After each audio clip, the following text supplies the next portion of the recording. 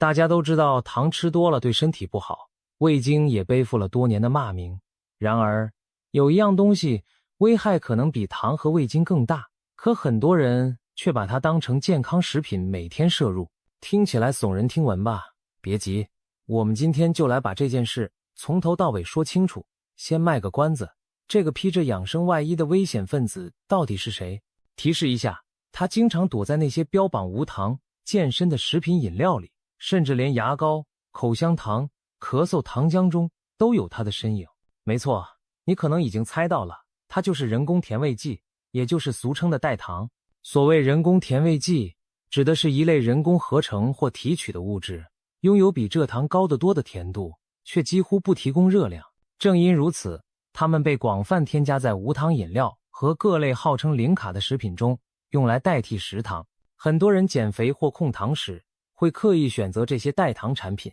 觉得既满足了口腹之欲，又避免了糖的危害，简直是两全其美的养生菜。可是，这个甜蜜的美梦正在被科学研究一点点戳破。为什么说它可能比糖更可怕？先看一个数字，阿斯巴甜是常见的人工甜味剂之一，它的甜度大约是蔗糖的200倍，也就是说，只需要极微量就能产生强烈的甜味，听上去很划算，对吧？用一点点代糖就省去了大量糖和热量。但问题在于，这种甜度炸弹对我们的身体而言，真的毫无负担吗？我们回想一下糖和味精各自的罪名，糖吃多了会发胖，会导致蛀牙，引发糖尿病；味精则被人怀疑会让人头晕、口渴，甚至影响神经。尽管后来证明多数人对味精并不敏感，可是与这些相比，人工甜味剂藏得更深。它不像糖那样让人立刻长胖，也不像味精那样吃了口干舌燥。相反，它披着无热量、无糖的光环，让人毫无戒心的天天享用。所以，如果它有害，我们反而更难察觉、防范。这也是为什么有人夸张地说它要命60倍，并不是指它毒性有多强烈，而是因为它的危害更隐蔽，影响范围更广。近年，不少科研团队对人工甜味剂的安全性展开了深入调查，结果一些研究给出了令人不安的信号。首先是癌症风险。2022年发表在国际期刊上的一项大规模研究，引起了全球关注。研究者追踪了10万多名成年人将近8年，比较他们日常摄入代糖的情况和之后罹患癌症的几率。结果发现，经常摄入人工甜味剂的人患癌的风险，比几乎不吃代糖的人平均高出大约10%几。其中，阿斯巴甜摄入量高的人群，所有癌症的发生率比不摄入者高出15%左右。而在具体癌种上，阿斯巴甜摄入多的人乳腺癌风险提高了22%。此外，一些和肥胖相关的癌症，比如结直肠癌等，风险也增加了约13%。虽然这一增幅并不如传言中夸张到60倍，但在流行病学统计学上已是值得警惕的差异。再来看心血管疾病。2022年11月，巴黎索邦大学的科研团队在英国医学杂志发表了一项引人注目的研究。他们分析了同一队列中10万余人的长期数据，发现高摄入人工甜味剂的人，心血管疾病发生风险比低摄入者高出约9%，其中中风的风险提高了18%。更加具体的，研究指出，不同代糖可能影响不同类型的心血管疾病。阿斯巴甜的高摄入与中风发生的风险增加17%有关，而安赛蜜钾，又称安赛蜜和3氯蔗糖，又称蔗糖素的高摄入，则分别和冠心病发生风险增加了40%和31%有关。这些数字听起来相当惊人，原以为喝无糖可乐是护心，没想到摄入过多代糖反而可能暗藏心血管隐患。除了流行病学调查，世界卫生组织也对代糖的潜在风险发出了提示。2023年7月，世卫组织下属的国际癌症研究机构 IARC 将阿斯巴甜列为可能对人类致癌的物质，即2B 类致癌物。原因是他们认为目前已有一些有限的证据显示阿斯巴甜与人类癌症之间存在关联。当然，可能致癌并不意味着吃了就会致癌，只能说科学界尚未排除它在某些条件下增加癌症风险的可能性。与此同时，世卫组织和联合国粮农组织的食品添加剂专家委员会 JECFA 则重申了对阿斯巴甜的安全摄入限量，认为每天每公斤体重摄入不超过40毫克的阿斯巴甜是安全的。换算一下，一个60公斤重的成年人每天摄入低于2400毫克的阿斯巴甜，约相当于20罐左右的无糖可乐所含的剂量，应该是没问题的。听起来好像剂量很宽裕，但别忘了，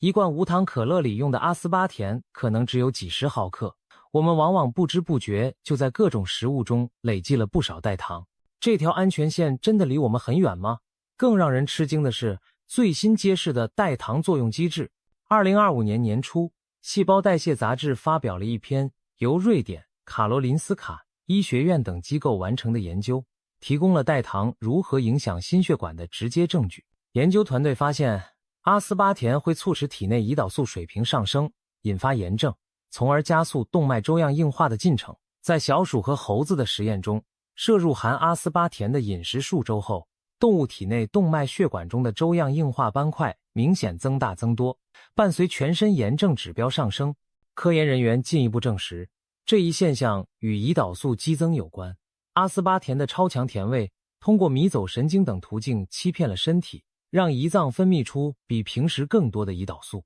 但实际上血液中并没有真正的糖分需要处理，结果胰岛素过剩引发一系列连锁反应，包括炎症因子增加等。这就好比身体被狼来了的假警报反复骚扰，久而久之，代谢系统可能因此失调，埋下高血压、动脉硬化的隐患。胰岛素的波动不仅关系到心血管，也与肥胖和糖尿病密切相关。难怪有流行病学调查发现，经常喝无糖饮料的人并没有因此肥胖率更低，某些研究甚至观察到他们患糖尿病的风险不减反增。其中道理，科学家推测可能有2点。一是代糖引起胰岛素异常分泌，干扰了正常的血糖调节；二是代糖可能让人味觉和心理上产生错觉，因为吃了无糖的东西，反而会放松对其他高热量食物的警惕，吃得更多。无论哪种机制，结果都可能是本想躲开糖尿病，反而绕了个弯又回来了。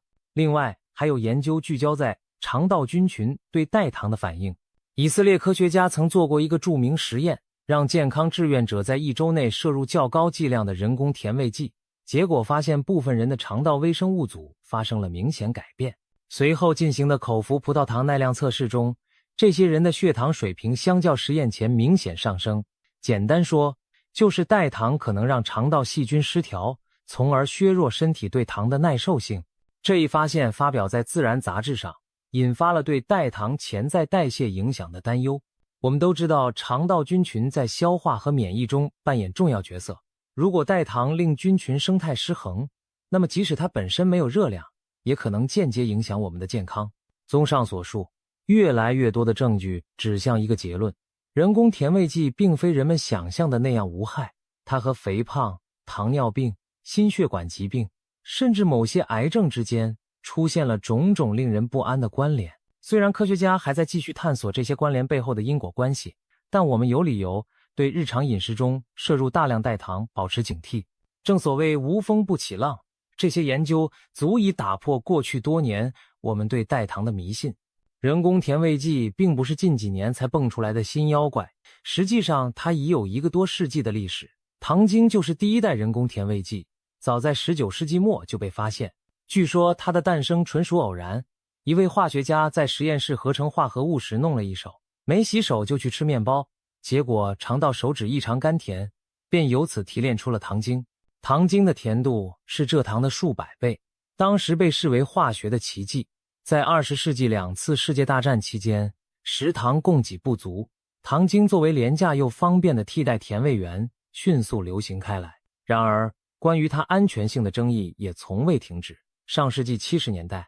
美国的实验发现超大剂量的糖精会让实验鼠患膀胱癌，一时间糖精致癌的恐慌蔓延开来。美国食品药品管理局曾计划禁用糖精，但后来进一步研究发现，大鼠的膀胱癌机制与人类不同，正常摄入糖精并不会增加人患癌的风险。于是糖精逃过一劫，继续被允许使用，但厂商一度必须在含糖精食品上标注警告，直到21世纪初，随着更多安全数据出炉，美国才取消了糖精的致癌警告。糖精的故事既说明人工添加剂的安全评估多么复杂，也给公众留下了心理阴影。毕竟一种用了几十年被认为安全的甜味剂，突然发现可能致癌，这种戏剧性反转让人很难再完全信任类似的东西。继糖精之后，甜蜜素、阿斯巴甜、安赛蜜、三氯蔗糖等一系列人工甜味剂陆续登场，其中阿斯巴甜堪称史上研究最充分、应用最广泛的人工代糖之一。它在1965年被合成发现，1980年代获准投入食品工业使用。由于口感接近蔗糖，且甜度高达蔗糖的200倍，阿斯巴甜很快风靡全球，被广泛添加在各类碳酸饮料、无糖口香糖、低热量甜品等产品中。多年来，各国监管机构，包括美国 FDA、欧洲 EFSA 等，一再重申阿斯巴甜的安全性，前提是摄入量别超过每日许可剂量。可以说，在相当长的时间里，阿斯巴甜和其他代糖一道扮演着糖尿病人和减肥人士的甜味救星。在20世纪末和21世纪初，随着肥胖问题日益凸显，无糖低卡的概念大受推崇，食品饮料厂家顺势推出了大量标榜无糖的产品，从可乐、果汁到酸奶、糕点，无不推出瘦身版。这些产品让无数渴望瘦身又馋甜味的人趋之若鹜。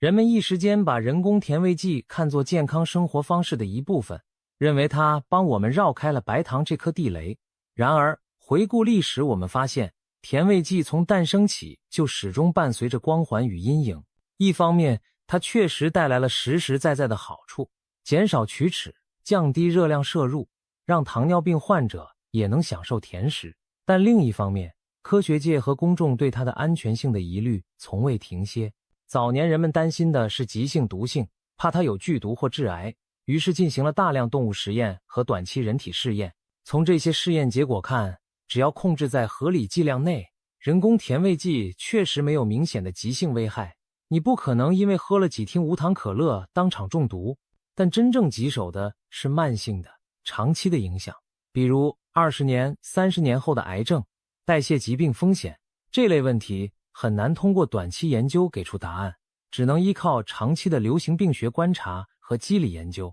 而这些也正是我们前一节提到的近年才逐渐浮现的风险信号。所以不能怪人们当初太天真，科学认识本来就是动态演进的，昨天认为安全的东西，今天可能发现问题，反过来也是一样，昨天谈虎色变的东西，明天也许证明其实没那么可怕。例如味精就是一个反例，过去很长一段时间大家闻味精色变，怕它伤脑、伤神经，甚至有中餐馆综合征一说。可后来大量研究表明，正常食用味精并不会对人体造成显著危害，反而可以通过增加鲜味，减少烹饪中盐的用量。如今连美国 FDA 都把味精列为公认安全的物质 GRAS， 所以某种程度上，味精是被误解的冤大头。而我们今天讨论的代糖则恰恰相反，它曾被普遍认为没问题，如今却露出了风险的苗头。同样的剧情，不同的角色，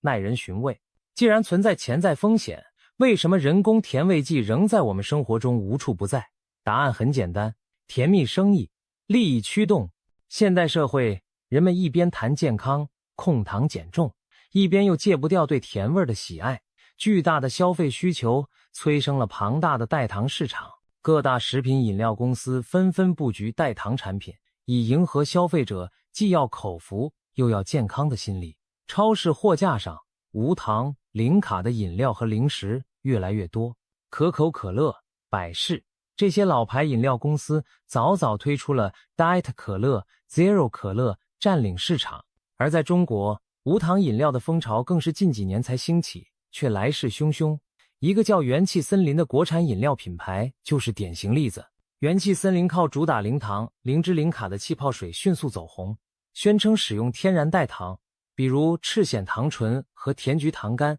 替代阿斯巴甜等传统甜味剂，号称口感更好又更安全健康。一时间，年轻消费者把喝元气森林视为时尚的健康生活方式符号，不含糖，喝不胖，成为他宣传的口号。紧随其后，市场上冒出了一大批类似的无糖茶饮、无糖酸奶、无糖功能饮料，连奶茶店也推出了无糖版奶茶来留住怕胖的顾客。可以说，在商业的包装下，无糖饮料几乎被当成了保健品。许多人每天抱着无糖可乐、无糖苏打水，不再喝普通白水，心安理得地享受甜味，而不觉有任何不妥。然而，当世卫组织在2023年明确发布指南，不建议使用代糖来控制体重的消息传开后，不少人才如梦初醒，心想，难道此前坚信的无糖就等于健康的观念是错的？商业的影响不止于消费层面，还渗透进了科研和舆论。举个例子，糖业在历史上曾被曝光过资助科学家淡化食糖危害、嫁祸膳食脂肪的丑闻。同样的，在代糖领域，一些研究由饮料公司资助，其结论往往倾向于代糖无害或有益，而独立研究则更容易发现代糖的负面关联。这并不是阴谋论，而是学术界反复验证的一种倾向性。毕竟，巨大的经济利益在背后，自然有人希望强化代糖安全的信心。相反，竞争对手，比如传统糖业，也可能夸大代糖的问题以打击对方。种种角力让普通消费者更加难以分辨真相。面对嘈杂的信息，我们更需要冷静思考，多参考权威机构的科学意见。世卫组织的最新指南就是一个风向标，他们基于大量研究证据，提醒公众，长期依赖代糖来减肥，可能弊大于利。对于我们个人来说，当看到商家鼓吹某种成分如何神奇，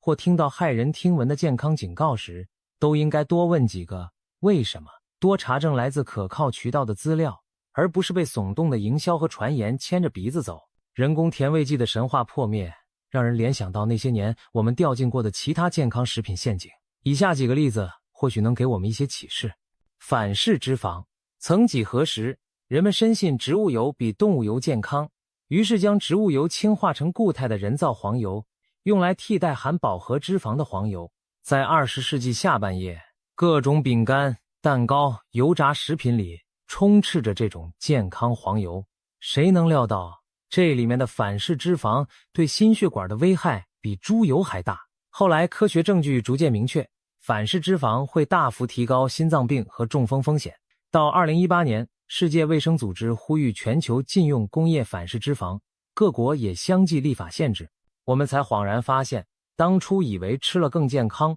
结果却适得其反。低脂高糖食品。20世纪70、80年代刮起了一阵低脂风潮，许多人认为肥胖的罪魁是脂肪，纷纷选购标有低脂的食品。然而这些低脂食物往往为了保证口味，加入了更多的糖或淀粉，比如低脂酸奶可能含大量糖浆，低脂饼干里加了额外麦芽糖。结果人们脂肪摄入是少了些，但总热量和糖的摄入却更高，反而增加了肥胖和糖尿病风险。事实教育了我们，只看配方里少了什么，不看多了什么，就可能被骗。健康不该只盯着低脂或无糖某一点，而要看整体营养。天然甜味剂。当白砂糖名声不好后，市面上又出现了一批打着天然、低 GI 旗号的甜味替代品，比如龙舌兰糖浆，号称低血糖生成指数，不会让血糖飙升，因此被当成糖尿病友好的甜味剂。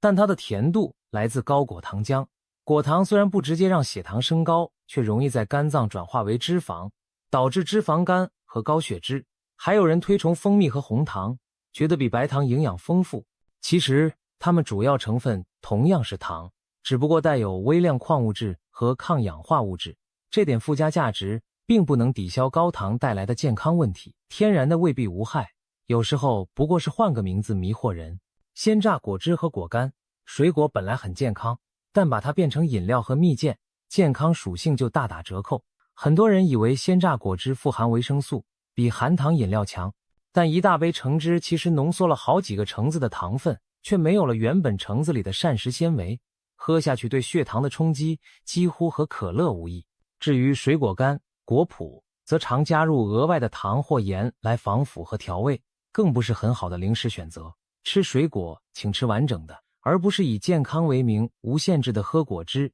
吃蜜饯。中草药保健品。在食品之外，很多所谓养生圣品也翻车过，一些中药材和草本原本用于治病，但被商家包装成日常保健品售卖，号称天然无副作用。比如曾流行的中草药减肥茶，有的加入了含有马兜铃酸的植物。起初消费者只看到体重下降，却不知道这种成分会严重损伤肾脏。直到上百例肾衰竭和尿路癌症案例出现，才揭露出中草药减肥的致命内幕。可见天然二字并不保险，乱吃药补不如均衡饮食才是真理。这些例子告诉我们，对于各种打着健康旗号的食物或成分，都要保持一点怀疑精神。今天的明星，明天可能变毒药，而有些曾被误解的食物，又可能沉冤昭雪。与其跟着流行观念盲目追捧或排斥，不如多看权威机构发布的科学评估，根据靠谱的证据来调整饮食。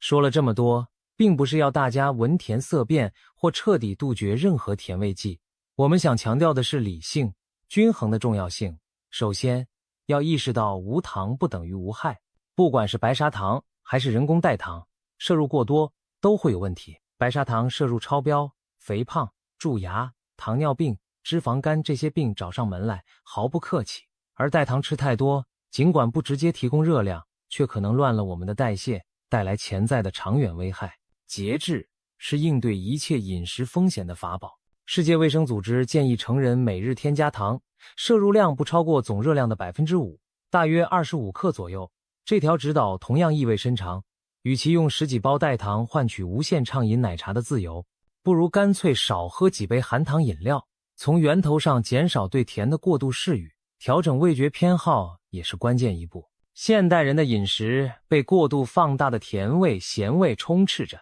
久而久之，我们的舌头变刁了，对清淡天然的食物索然无味。如果能慢慢减少对高甜味的依赖，学会欣赏食材本身清新的味道，那么不管是糖还是代糖，我们都可以少用一点。比如习惯了无糖茶饮的人，在喝含糖饮料会觉得齁甜难以下咽，培养这样的习惯比任何代糖产品都更有益健康。选择天然未加工的食品是降低风险的另一个明智之举。天然食物中确实也有糖和鲜味，但它们往往搭配着纤维、维生素、矿物质等有益成分，而且浓度没有工业提纯的那么高，不容易摄入过量。多吃水果、蔬菜，适量吃原味坚果、乳制品，这些东西既能满足口腹之欲，又能提供均衡营养，还不会让你摄入过量的添加糖或添加剂。反倒是那些贴着无糖、低脂标签的深加工零食更需要留神，仔细看看配料表，可能隐藏着你没注意到的大量代糖或其他添加剂。最后总结成一句话，健康饮食的秘密从来不是某一种神奇配料，而是持之以恒的均衡与适度。糖也好，代糖也罢，它们可以在我们的餐桌上共存，只要我们懂得适可而止，把握分寸。那么无论是面对铺天盖地的商业营销，还是聆听纷繁复杂的研究结论，我们都能有自己的主见，不迷失于极端的恐慌或盲信。真正的养生之道其实一直就蕴藏在朴素的饮食均衡里，让科学为您的餐桌保驾护航，这才是对自己真正的负责。